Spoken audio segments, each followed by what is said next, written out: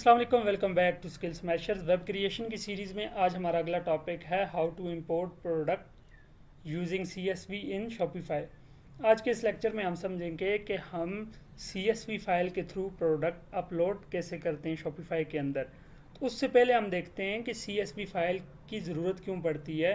Sometime Shopify के अंदर जिस सप्लायर के थ्रू आप प्रोडक्ट लाना चाह रहे हो उस सप्लायर की ऐप मौजूद नहीं होती।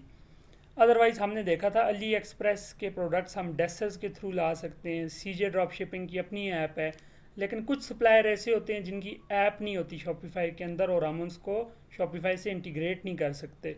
उस केस में हमें सप्लायर CSV फाइल देता है और उस CSV फाइल को हम डायरेक्ट अपलोड करते हैं और सारे प्रोडक्ट हमारे स्टोर के अंदर आ जाते हैं। अब हम देखते हैं कि CSV फाइल किस तरह की होती है और उसका फॉर्मेट कैसा है।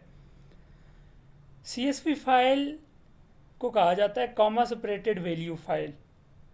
इसमें हम क्या करते हैं, एक प्रोडक्ट के अंदर जितने भी ऑप्शन होते हैं, प्रोडक्ट का टाइटल, डिस्क्रिप्शन, प्रोडक्ट की इमेजेस, प्रोडक्ट की प्राइस, इस तरह के जितने भी ऑप्शंस होते हैं हम इन कॉलम्स के अंदर लिखते हैं। ये एक एक्सेल फाइल है और एक्सेल फाइल के अंदर हम कॉलम्स बनाते हैं। फॉर एग्जांपल ये हमारे पास टाइटल है, यहाँ पे पहली रो में पहले प्रोडक्ट का टाइटल होगा, दूसरी में दूसरे का, तीसरा, चौथा, पांचवा, अप टू सो ऑन। इस तरह हम अपने प्रोडक्ट्स होंगे हमारे और फिर आगे उन प्रोडक्ट्स के ऑप्शन होंगे, उनकी कैटेगरी क्या है, उसकी टाइप क्या है, टैग्स क्या हैं, प्राइस क्या है, कंपेरेड प्राइस क्या है।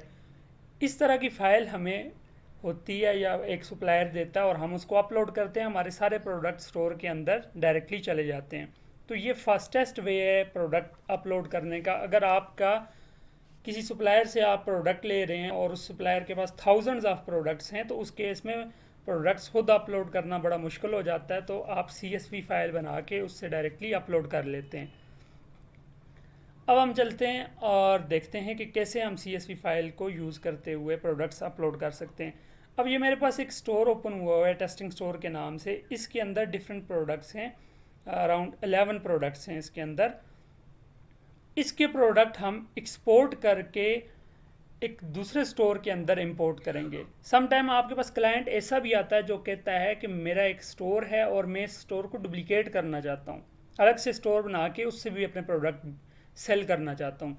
उस केस में आप मैनुअली उसके प्रोडक्ट एक एक करके पिक्चर उसकी डाउनलोड करोगे, अपलोड करोगे, तो आप डायरेक्टली CSV फाइल को एक्सपोर्ट करो और दूसरे स्टोर में इंपोर्ट कर सकते हो। इस स्टोर से हम इन 11 प्रोडक्ट को एक्सपोर्ट करते हैं। तो इसके लिए हमने क्या करना है, प्रोडक्ट के टैब में आना है, नेक्स्ट एक्सपोर्ट पे क्लिक करना है। जब हम एक्सपोर्ट पे क्लिक करेंगे तो वो हमसे कुछ ऑप्शन पूछेगा कि आप करंट पेज के प्रोडक्ट एक्सपोर्ट करना चाहते हो, आपके स्टोर में ऑल प्रोडक्ट जितने हैं उनको एक्सपोर्ट करना चाहते हो। तो हम यहाँ पे ऑल प्रोडक्ट सेलेक्ट कर लेते हैं। इसमें अगर हम करंट पेज करें फिर भी ये 11 प्रोडक्ट ही एक्सपोर्ट होंगे और ऑल प्रोडक्ट में भी वही आ जाएंगे। उसके बाद export has CSV file for excel, CSV plain file. तो आप इन दोनों में से कोई भी ऑप्शन सेलेक्ट कर सकते हो, दोनों से आपकी फ़ाइल एक्सपोर्ट हो जाएगी। तो इस केस में हम इसी को रहने देते हैं कि स्प्रेडशीट की एक फ़ाइल हमारे पास जो है वो एक्सेल के अंदर एक्सपोर्ट हो। तो हम इस पर एक्सपोर्ट प्रोडक्ट्स पे क्लिक करेंगे। अब जब हमने इसको एक्सपोर्ट प्रोडक्ट पे क्लिक किया तो ये हमारी जो ईमेल कनेक्टेड थी उस पर हमारा जो है वो चली गई है एक ईमेल। अब वहाँ से जाके हम इस फाइल को डाउनलोड कर सकते हैं। तो मैं अपनी स्विच करता हूँ अपनी ईमेल पे और वहाँ से हम इसको एक्सपोर्ट करने की कोशिश करते हैं। जी, अब मैं अपनी ईमेल पे आ चुका हूँ और मुझे ईमेल आ गई है कि टेस्टिंग स्टोर से एक्सपोर्ट ऑफ योर प्रोडक्ट्स, हमने प्रोडक्ट्स को एक्सपोर्ट किया है। मैं अपनी ईमेल को ओपन करूँगा और डाउनलोड्स के नीचे एक लिंक दिया हुआ है, इस पर मैं क्लिक करता हूँ तो हमारी फ़ाइल डाउनलोड हो जाएगी। अब हम जाते हैं अपने नए स्टोर के अंदर जिसमें हमने प्रोडक्ट्स को अपलोड करना है। इस केस में आप देखें कि हमारे पास स्टोर के अंदर कोई प्रोडक्ट मौजूद नहीं है। तो हम प्रोडक्ट्स पे जाएंगे और प्रोडक्ट्स पे जाने के बाद इंपोर्ट पे क्लिक करेंगे। इंपोर्ट पे क्लिक करने के बाद हमें ऐड फाइल पे क्लिक करके अपनी फ़ाइल को अपलोड करेंगे। तो ये फ़ाइल मैंने अपलोड कर दी, यहाँ पे आ गई प्रोडक्ट एक्सपोर्ट। अब इसके बाद हमारे पास दो ऑप्शन आ रहे हैं। पहला ऑप्शन ये कह रहा है कि आप अपने प्रोडक्ट के हैंडल को ओवरराइट करना चाहते हैं।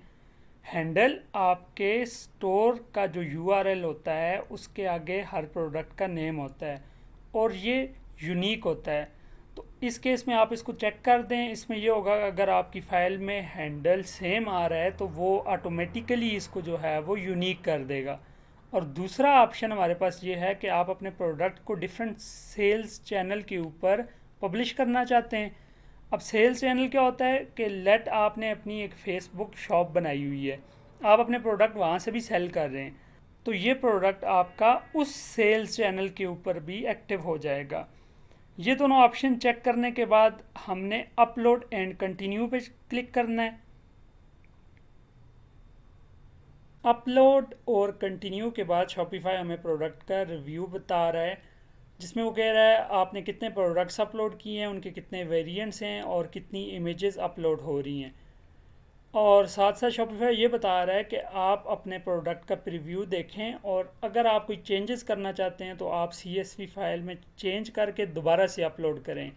हमने अपने CSV फाइल के अंदर टाइटल था, डिस्क्रिप्शन को अपलोड किया, स्टेटस हमने एक्टिव रखा, कैटेगरी और प्रोडक्ट टाइप कुछ सेलेक्ट नहीं की, वेंडर के अंदर टेस्टिंग स्टोर था और प्रोडक्ट के वेरिएंट्स थे। अब अगर यहाँ तक आपकी फ़ाइल ठीक है तो आपने इंपोर्ट प्रोडक्ट्स पे क्लिक कर देना है। इसके बाद शॉपिफाई 2 से 4 मिनट लेगा और आपके प्रोडक्ट्स को अपलोड कर देगा। जितने कम प्रोडक्ट होंगे ये फ़ाइल उतनी जल्दी अपलोड हो जाएगी, और अगर आपके पास प्रोडक्ट्स बहुत ज़्यादा हैं तो ये ज़्यादा टाइम भी ले सकता है। आपने इसका वेट करना है और जब प्रोडक्ट्स अपलोड हो जाएंगे तो ये विंडो ऑटोमेटिकली यहाँ से ख़त्म हो जाएगी। लें जी, यहाँ तक हमारे प्रोडक्ट्स इंपोर्ट हो चुके हैं CSV फाइल के थ्रू। अब हम चेक करते हैं कि कितने प्रोडक्ट्स आए हैं। 11 प्रोडक्ट्स हमारे पास इस स्टोर के अंदर आ चुके हैं, और हमने दूसरे स्टोर में भी देखा था ये प्रोडक्ट 11 ही थे। CSV फाइल के थ्रू प्रोडक्ट इंपोर्ट करने से एक प्रॉब्लम ये होगी कि आपके ये प्रोडक्ट्स कलेक्शंस के अंदर नहीं जाएंगे। अब आपने 1 बाय 1 इन प्रोडक्ट्स को ओपन करना है और रिलेटिव कलेक्शंस के अंदर भेजना है।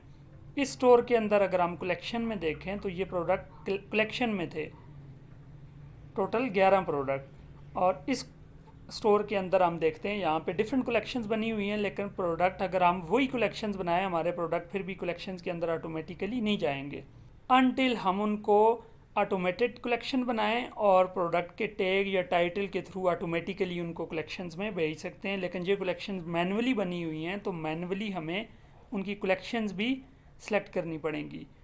तो ये था हमारा आज का लेक्चर, जिसमें हमने सीखा कि CSV फाइल के थ्रू हम प्रोडक्ट्स कैसे इंपोर्ट कर सकते हैं। अगर आपके पास सप्लायर की ऐप नहीं है, सप्लायर आपको CSV फाइल देता है, तो आप डायरेक्टली प्रोडक्ट इंपोर्ट कर सकते हैं।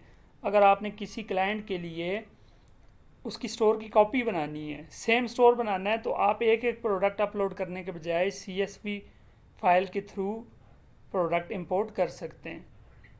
मिलते हैं नेक्स्ट लेक्चर में। टिल देन टेक केयर, अल्लाह हाफिज़।